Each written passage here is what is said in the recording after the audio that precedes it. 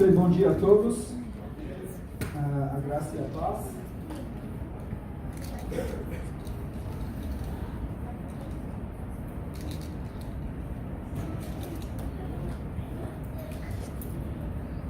Esse então é o nosso primeiro encontro aqui nesse espaço e a gente pede para que todos estejam orando pela nossa igreja, porque nós vamos estar pensando se a gente fica por aqui ou se a gente fica por lá mesmo. Mas seja onde for, Deus é Deus, amém? Como nós cantamos aqui.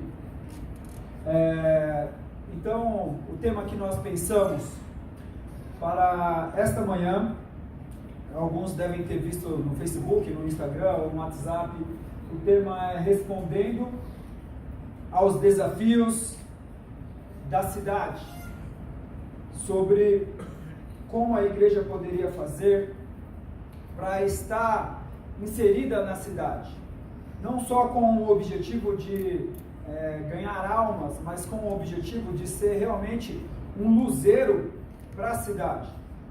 É sobre isso que eu queria falar com vocês nessa manhã, de uma forma bem sucinta. Em 2011, na França, teve um encontro chamado G20, em que 20 líderes das maiores nações do mundo se reúnem para discutir sobre o futuro do mundo. É um encontro promovido pela ONU e muito importante para o mundo inteiro, porque o encontro do G20 ele é responsável, as nações que estão ali representadas, é responsável por 90% da riqueza de todo o mundo. E aí, nesse encontro que teve em 2011 na França, o G20, nesse encontro o Brasil não estava convidado para falar lá, porque não é uma dessas nações mais ricas do mundo, mas teve um brasileiro que foi convidado para falar nesse encontro do G20, que é um cara chamado Maurício Cunha, um brasileiro para falar nesse encontro mais importante ali do ano de 2020, o encontro do G20, do ano de 2011 no caso. E aí ele estava ali e depois, mais tarde, nós ficamos sabendo que ele era um cristão, um pastor, um missionário. Ele era presidente de uma ONG muito conhecida chamada Visão Mundial, e ele estava ali para falar sobre a justiça, sobre o reino de Deus, sobre a justiça no mundo, sobre a pobreza, sobre a justiça, sobre essas coisas. E quando nós ficamos sabendo que o Maurício Cunha estava ali, eu lembro que eu falei com o Rodrigo, a gente fazia um evento na época lá no Pauliceia chamado Simplicidade Cristã. Eu falei com o Rodrigo, já sei uma pessoa para nós convidarmos para a Simplicidade Cristã. Ô Rodrigo, quem é? É um cara que falou no G20 ali na França. É quase impossível trazer esse cara, porque quando ele volta da França, SPTV, todo mundo queria, porque foi o único brasileiro que falou no G20. Mas eu e o Rodrigo, sem R$1 na carteira, sem nada, conseguimos falar com ele e trouxemos ele para falar na igreja. Não fizemos o evento no Pauliceia, fizemos esse evento numa igreja lá na Vila Mariana. O meu amigo está aqui e ele é testemunha disso, né? Você estava lá, né, Daniel? O Daniel foi lá e viu. E aí, o Maurício Cunha, que falou na França, eu e o Rodrigo trouxemos ele e ele falou na nossa igreja sobre justiça social, pobreza e outras coisas. E aí, ele saiu de lá num sábado, bem de madrugada, ele mora em Curitiba, e eu fui buscar ele no aeroporto de Congonhas.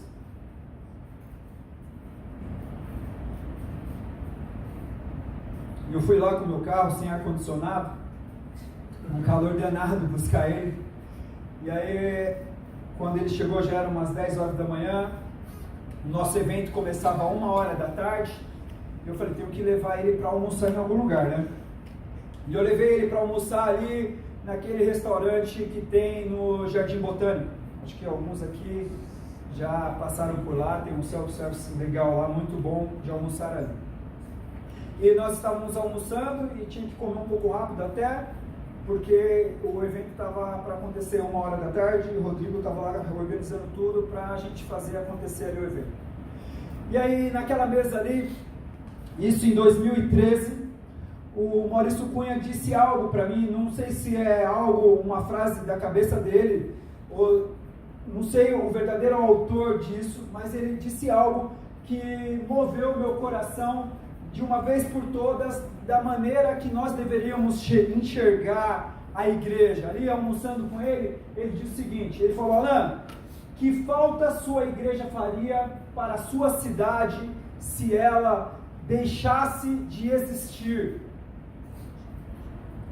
Essa pergunta dele mexeu comigo. De uma vez por todas eu fiquei pensando, porque eu via a necessidade da igreja apenas como uma necessidade para as pessoas que fazem parte dela. Ou seja, nós temos que ser importante para as pessoas que estão aqui, mas não é só isso. Que falta a nossa igreja vai fazer para a cidade de São Bernardo, se amanhã ela deixar de existir? Como que a cidade poderia sentir falta da nossa igreja?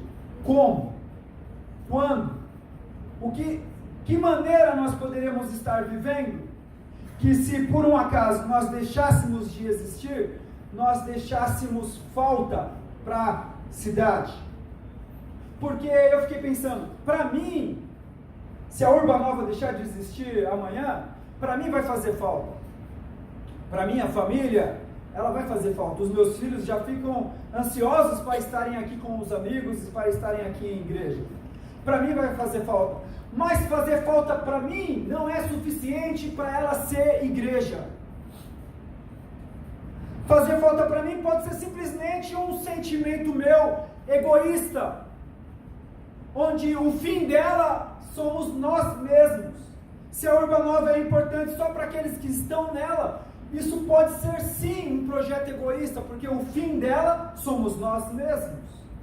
Então é importante que ela faça falta para a cidade, e não somente para nós mesmos. Como nós poderíamos fazer isso?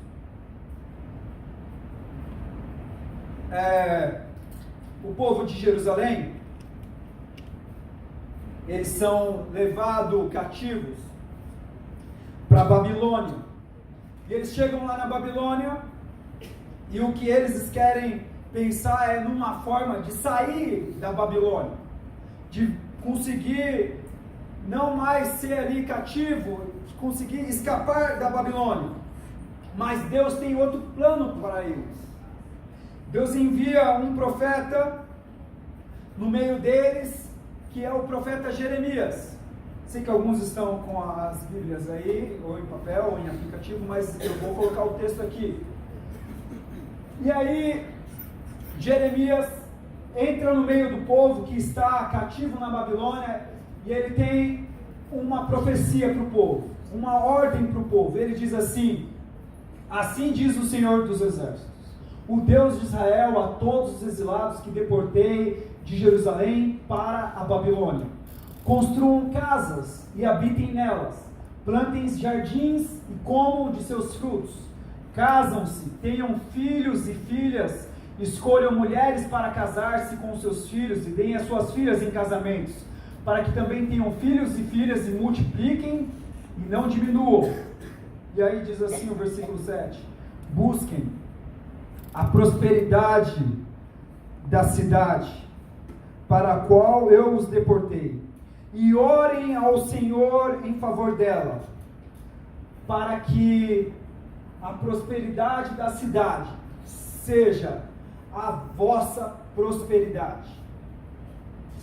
Então nós percebemos que o mundo, ele começa num jardim, mas o plano de Deus conclui o mundo em Jerusalém, numa nova cidade. Deus tem um plano para a cidade. Faz parte desse plano prosperar a cidade. E faz parte e é agente desse plano para prosperar a cidade, a igreja, eu e você. Jeremias vai lá no meio do povo e fala o seguinte: olha, vocês têm que orar pela cidade, vocês têm que buscar a paz da cidade, vocês têm que buscar a prosperidade da cidade.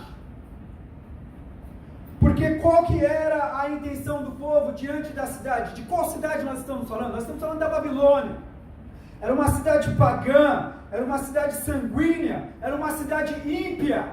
Qual deveria ser o sistema automático do povo de Deus ali? Vamos se isolar dessa cidade. Essa cidade vai nos contaminar, vamos se isolar dela. Mas o profeta vai lá e fala: não, não é para se isolar.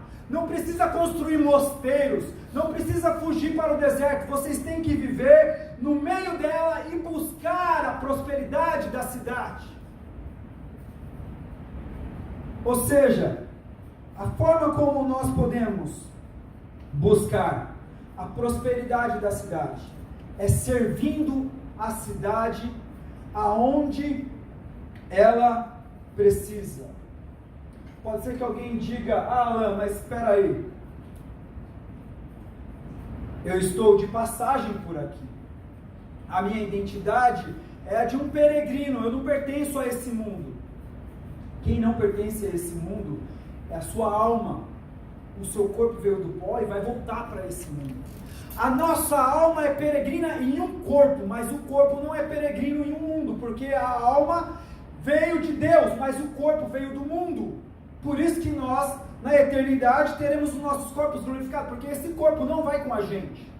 Então, de certa forma, nós estamos sim no mundo. E Jesus Cristo mesmo orou ao Senhor, dizendo: Pai, eu rogo ao Senhor para que não os tire do mundo.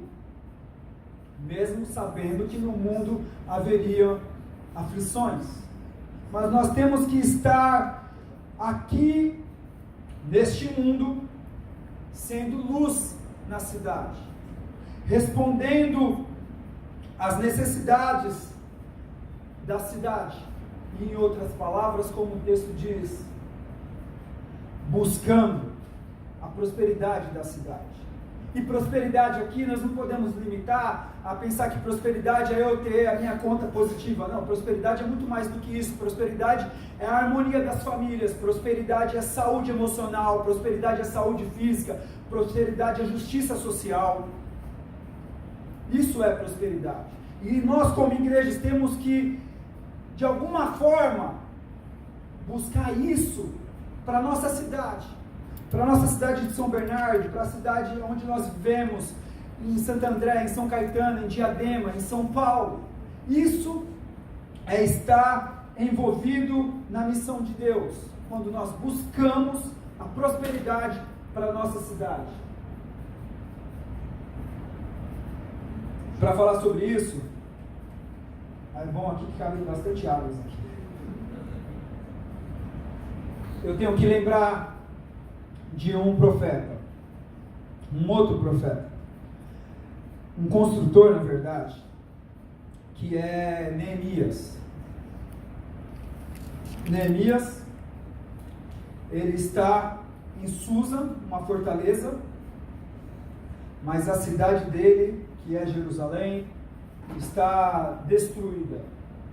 Vamos recordar um texto aqui.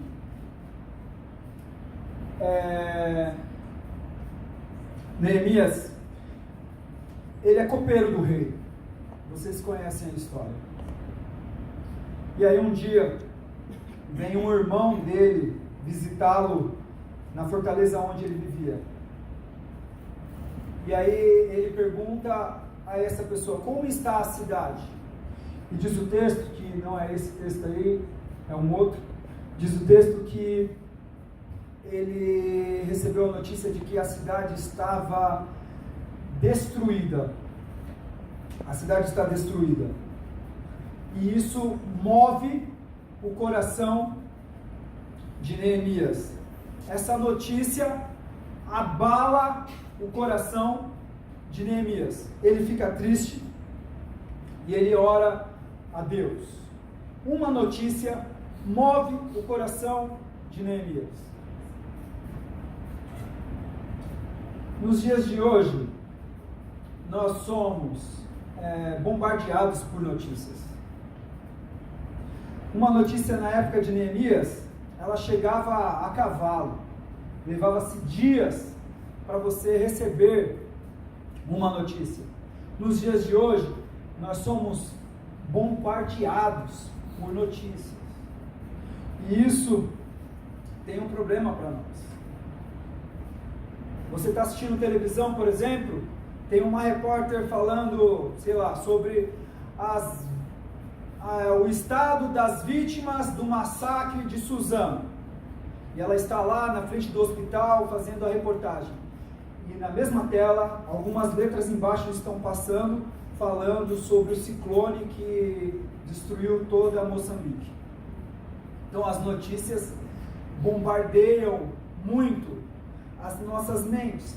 E aí se você fala, nossa, tem tragédia demais, eu vou na padaria, você entra no elevador, aí tem um display da Lemida lá, que também tem uma notícia lá, homem assalta banco e deixa 2 mortos.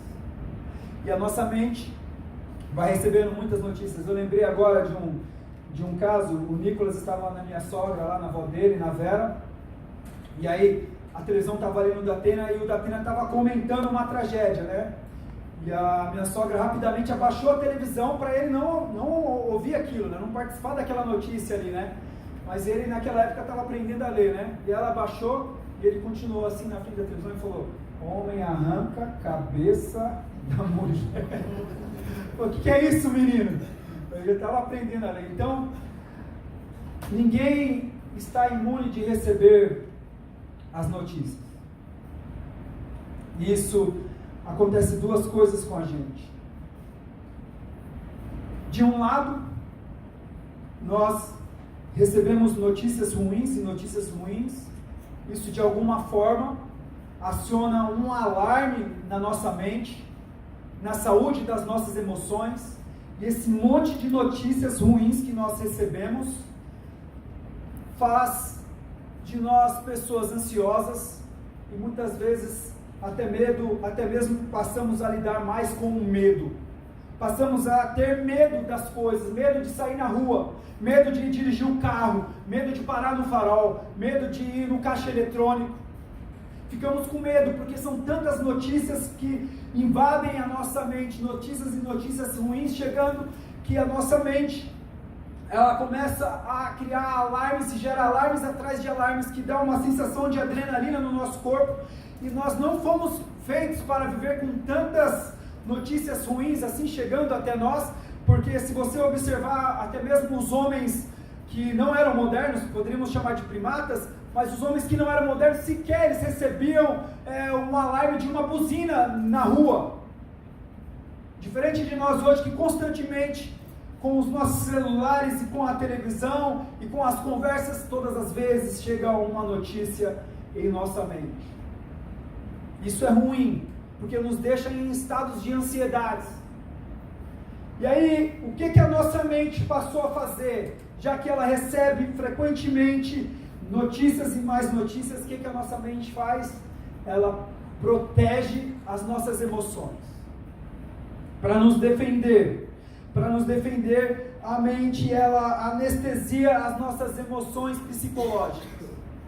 E isso é bom, porque nos preserva um pouco de tantos alarmes, de tantos ruídos, de tantos medos, mas isso também é ruim, porque a gente já não consegue mais se compadecer das notícias que nós recebemos. Conseguem entender esses contrapontos? De um lado nós recebemos tantas notícias que o nosso cérebro ele começa a bloquear essas notícias, porque elas começam a nos fazer mal. Automaticamente ele cria uma proteção ali para nós, e anestesia a nossa mente. Mas isso também faz com que nós nos tornamos menos sensíveis à dor do outro, à dor do próximo. Paulo fala assim: de sorte que haja em vós o mesmo sentimento que houve em Cristo. Qual era o sentimento que houve em Cristo? Compaixão. Um dos sentimentos era a compaixão. A compaixão movia Jesus. Ele via as pessoas necessitadas e diz o texto que ele sentia íntima compaixão delas. O que é compaixão? Compaixão é eu me colocar ao lado do outro. É eu me colocar no lugar do outro. Max Lucado diz que compaixão é um movimento do nosso interior. Em outras palavras, ele diz assim, olha, é um chute no nosso estômago. Mas, por conta de vivermos nessa cidade, que frequentemente recebe notícias e mais notícias, cada vez mais a compaixão foge de nós. A gente já não se importa tanto quando alguém vem nos pedir um dinheiro no farol, porque é tanta gente dizendo que está passando fome.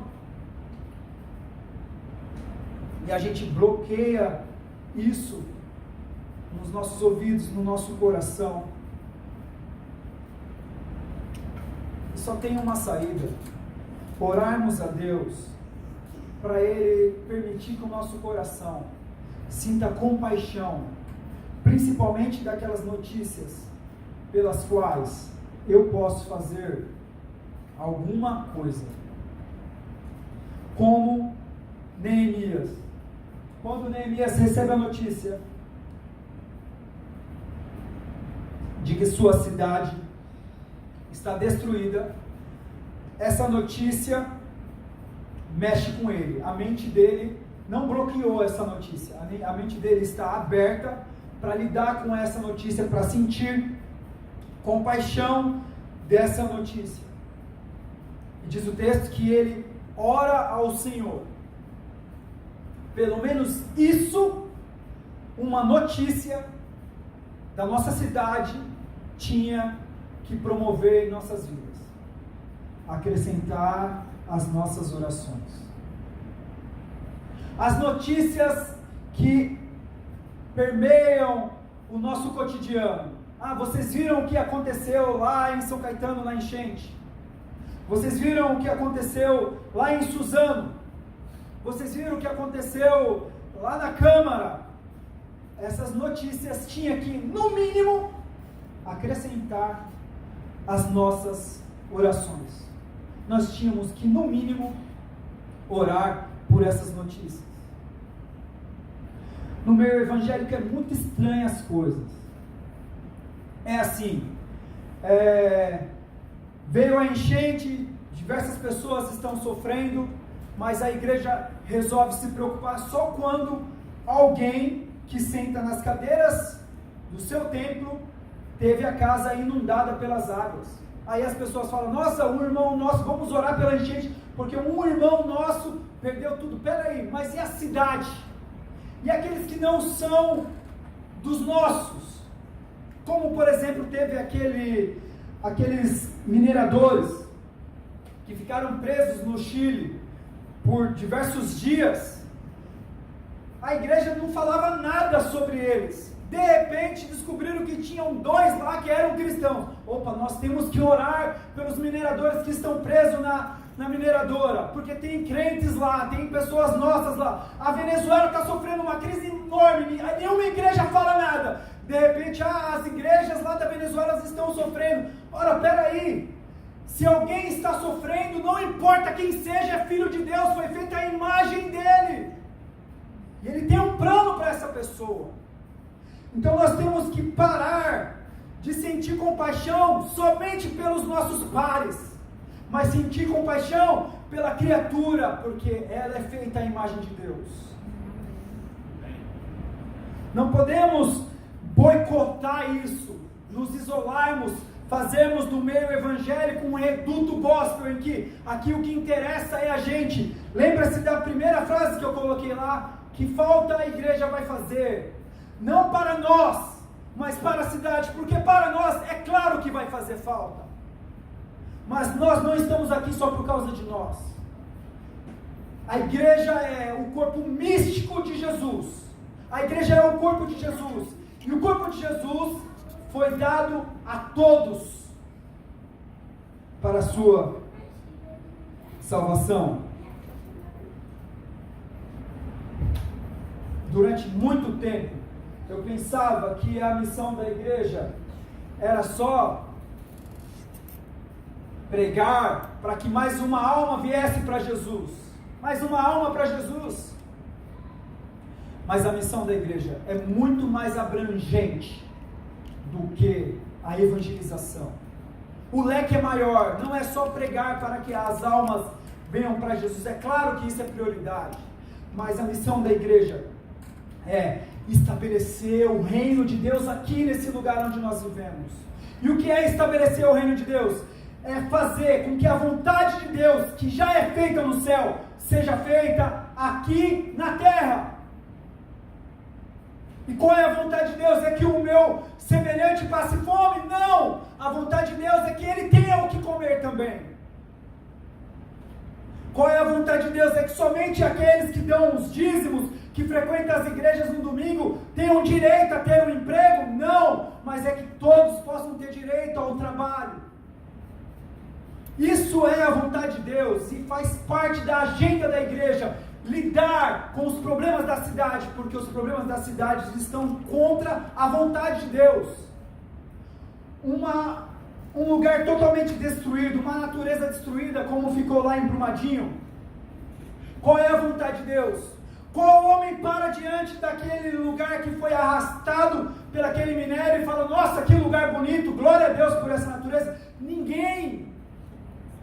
A vontade de Deus é que a natureza esteja ajustada, para que quando o homem contemplar a natureza, ele glorifique a Deus.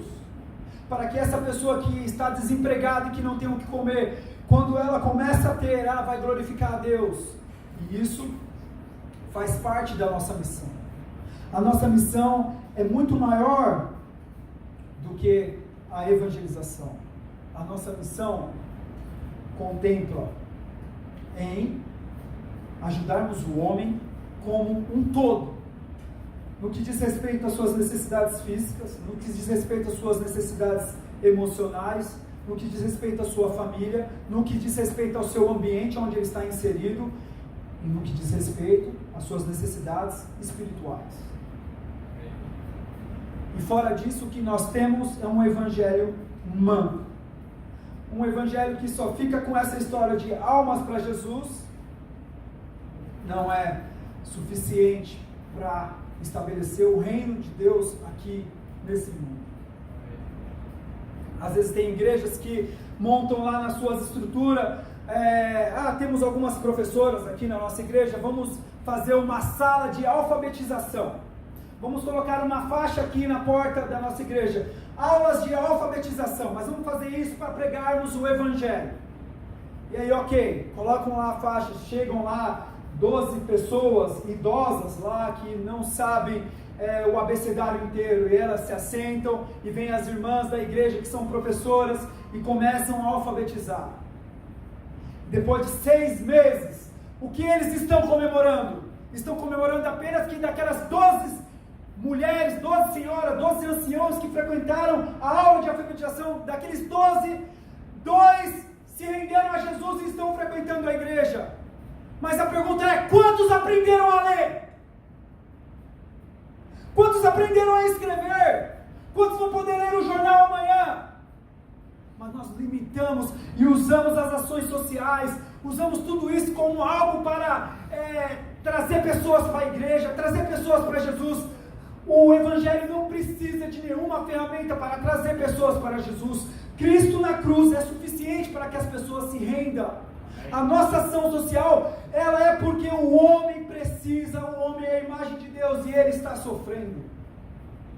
O evangelho tem que ser pregado de uma forma toda, para o homem todo. E o evangelho não é só que Cristo morreu, mas é que Cristo está colocando o reino dele nesse mundo. E o reino dele é a vontade dele sendo estabelecida aqui no nosso meio, na nossa cidade. O problema da cidade de Neemias eram os muros que estavam desconstruídos. E qual é o problema da nossa cidade? Qual é o problema da sua cidade? Qual é o problema de São Bernardo?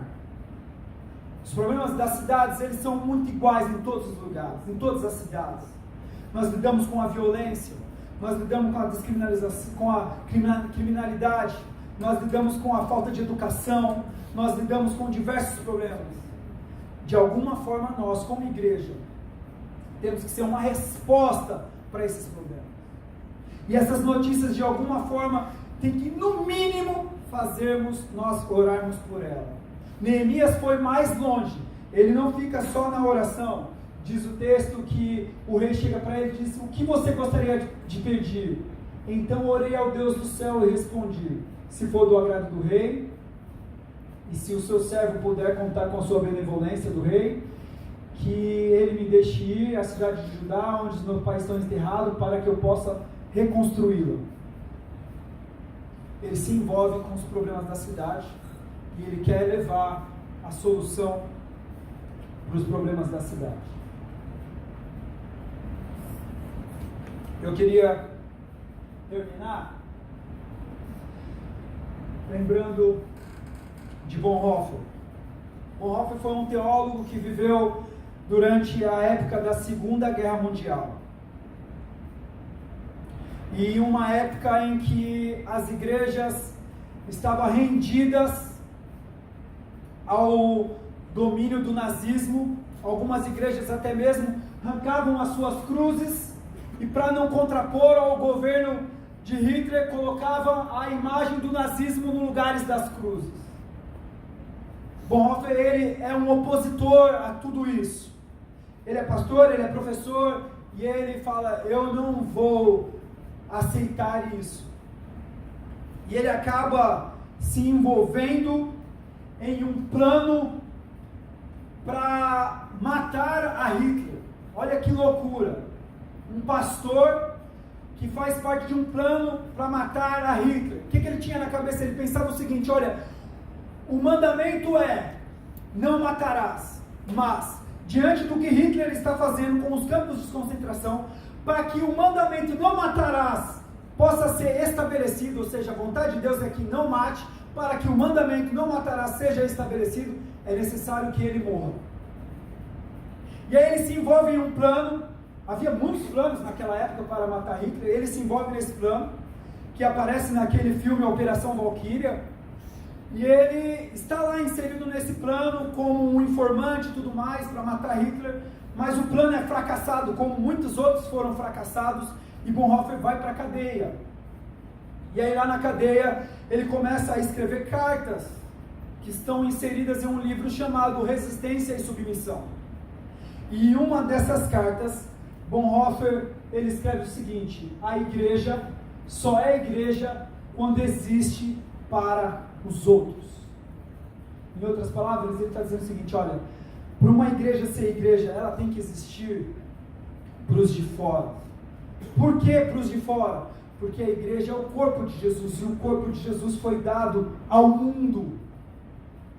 Se nós como igreja pensarmos só em nós mesmos, nós vamos estar mais parecido com um clube religioso do que com uma igreja, porque uma igreja, ela pensa nos de fora.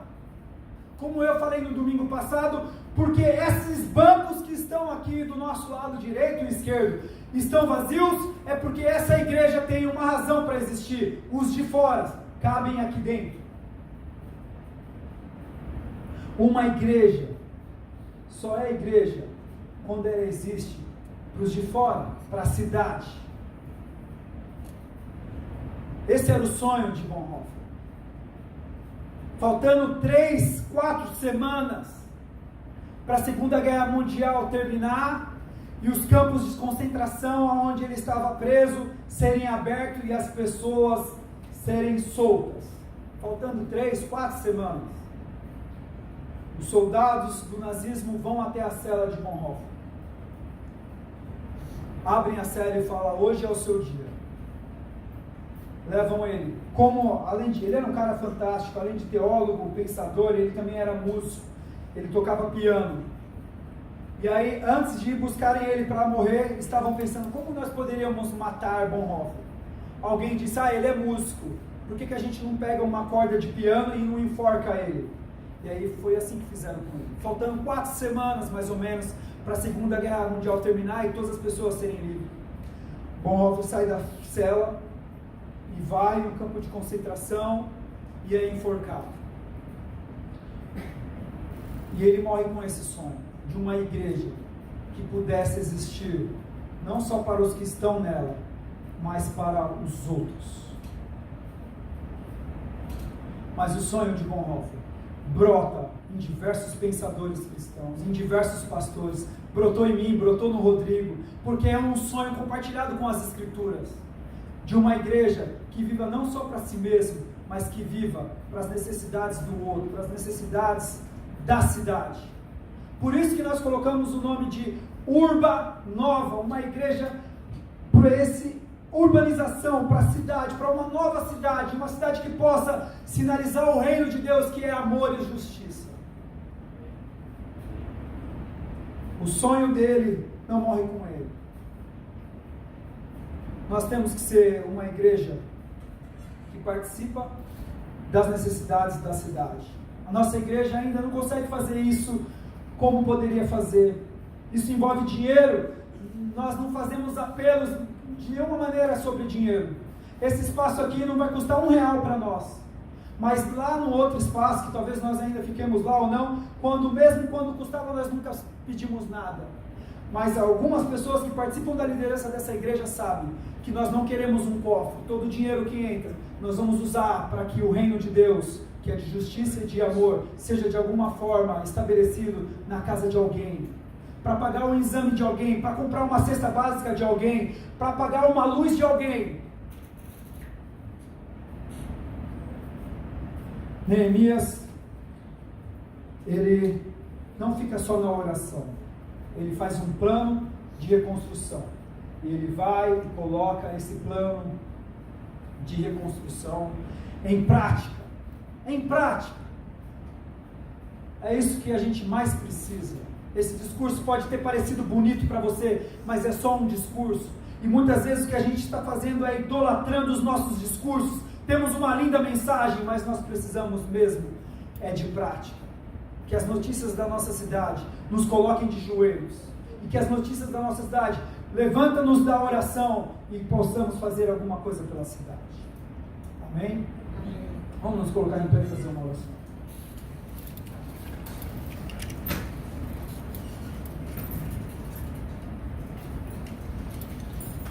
A igreja só é igreja quando existe para os outros. Neemias, ele reconstrói os muros da cidade. Os muros diziam respeito a duas coisas pelo menos: a proteção da cidade e a identidade da cidade. O nome de Neemias significa o Senhor consola.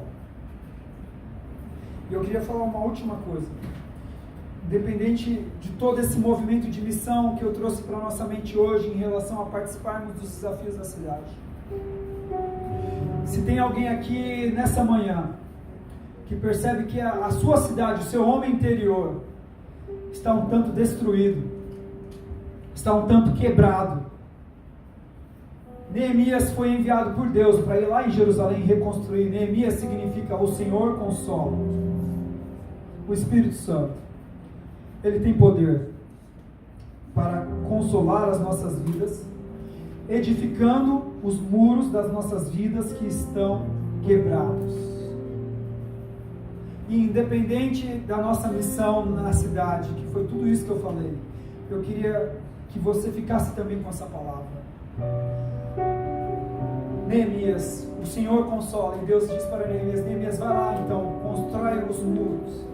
Se tem alguém aqui que precisa reconstruir os muros da sua vida sentimental, da sua vida financeira, ou da sua vida emocional, reconstruir os muros da sua família, creia nisso. O Senhor consola. O Espírito Santo, ele pode vir em nossas vidas e pegar os muros destruídos e reconstruir. Porque nós, como igrejas, não vamos ter só um olhar para fora e esquecer os de dentro. E essa é agora uma mensagem para os de dentro. Uma mensagem para nós que estamos aqui. Um Deus que reconstrói as nossas vidas, que nos dá uma nova história, que tem o poder de virar a nossa página e escrever um novo começo. Feche os seus olhos. Bondoso Deus,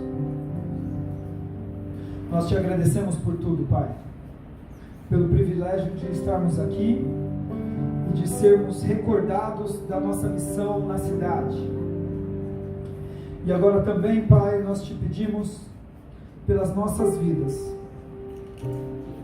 que aquelas áreas das nossas vidas, aonde os muros estão destruídos, estão caídos, que o Senhor venha ao nosso socorro e reconstrua a cidade do nosso interior, Pai, para que possamos estar protegidos, para que a nossa identidade seja resgatada, para que os nossos sonhos sejam tragos de volta aos nossos corações. Reconstrua, Pai, reconstrua os nossos muros derrubados até então, Pai. Em o nome de Jesus, Pai. Vamos aplaudir o Senhor. Amém. Glória a Deus.